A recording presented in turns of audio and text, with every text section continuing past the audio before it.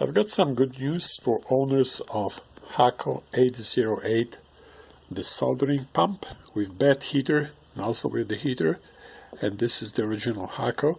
As you see, there are only 2 wires from that, so there is no temperature control. The temperature control that they claim to have is just like a dimmer, so it will limit the current a little bit, but doesn't really control the temperature.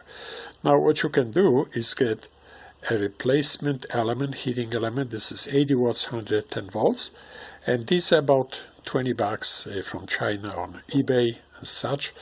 But you do have to buy nozzles. They are different than the Hakko nozzles, and 3 of them cost also about 20 bucks. So if you get this set, you spend about 40 bucks, and this is the model number. It looks like this is a perfect fit for the Hakko. The only difference is that you have the thermocouple coming out from the heating element, so you can chop off the 2 cables, the green and red, and just use the heating element cables, connect it, hook it up, put a nozzle different from the Hakko, and this will be working just fine.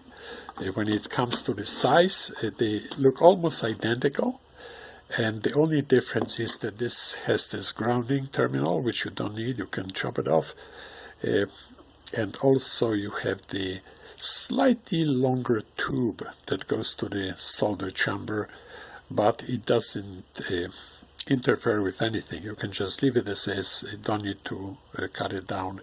All you do is just chop off these 2 cables. Now I'm going to do something different. I'm going to use these 2 cables and have a proper temperature control running from the thermocouple here.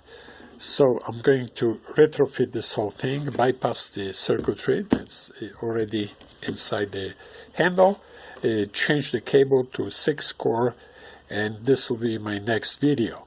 However, if you just want a quick one-to-one replacement, you can go ahead, get this heater, get the nozzles. You spend about 40 bucks. This is June of 2024, and you will be able to use your Hakko desoldering gun again.